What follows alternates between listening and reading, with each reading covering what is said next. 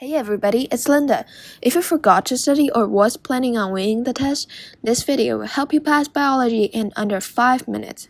This video is about Chapter 20. Now Chapter 20 looks easy, but it's actually really tricky. Viruses, bacteria, prokaryotes, and all that can get really confusing. 20.1 talks about viruses. They are these teeny tiny thingy that can only be seen under powerful electron microscope.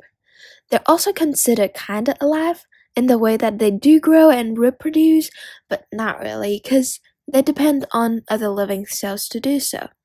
Anyway, these viruses look really different from each other, and each of them only infect one specific kind of cell. Bacteriophage, for example, only infect bacteria. And they get these tail fiber thingy that look like spider legs to attach their host cell.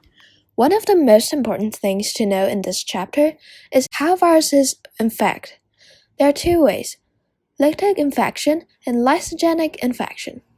Lytic infection is when viruses injects its DNA into a host cell, makes so many copies, and then skedaddle. Kinda sounds like a joke, huh? Lysogenic infection, on the other hand, takes longer before it does anything harmful. The DNA injects into the host cell, connects with the host cell's DNA. It has this cool name called prophage. The prophage will replicate several times with the host cell before it gets bored and decides to enter the lytic cycle.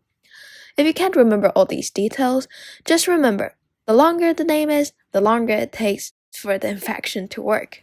20.2 talks about prokaryotes. Prokaryotes are classified as bacteria or archaea. Now, if you see eubacteria and archaebacteria on your test, don't freak out.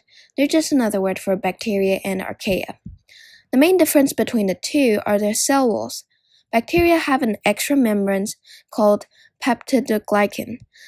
The lipid in their membranes are also different. Furthermore, archaea lives in harsh environments and are considered closer related to eukaryotes. Prokaryotes can be identified by their shape. Bacilli looks kinda like sausage. Cocci looks like grapes, and spirilla gets its name from its spiral shape. What's more important in this chapter, though, is how prokaryotes get their energy. Time for some fancy terms: heterotroph, photoheterotroph, photoautotroph, and chemoautotroph. Though they look pretty darn fancy, if you try to break them down, they actually make a lot of sense. Photo means light, chemo means chemical. Autotroph means you provide food for yourself like a strong, independent woman, and heterotroph means you eat other stuff for food. Now, let's look at those fancy terms again. Heterotroph eat others. Photoheterotrophs eat others and use light to provide energy. Photoautotrophs make food for themselves from light. Chemoautotrophs make food for themselves from chemicals. Nailed it! As some of you might already know, the reproduction of prokaryotes is asexual. Binary fission is the fancy term for that. But what are these poor guys gonna do when the environment changes? Will they all die since they're all the same? Of course not. These little things are pretty tough because they develop two ways to evolve: mutation and conjugation. You already learned mutation, but what the hell is conjugation? It might seem like some sort of nonsense science fiction crap, but it's legit science.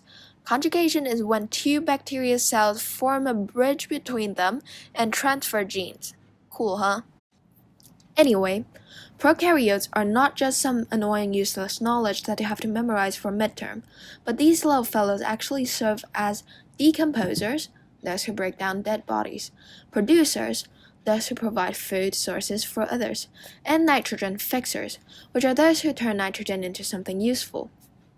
20.3 is about how antibiotic kills bacteria and all that. Kinda too easy to explain, you know?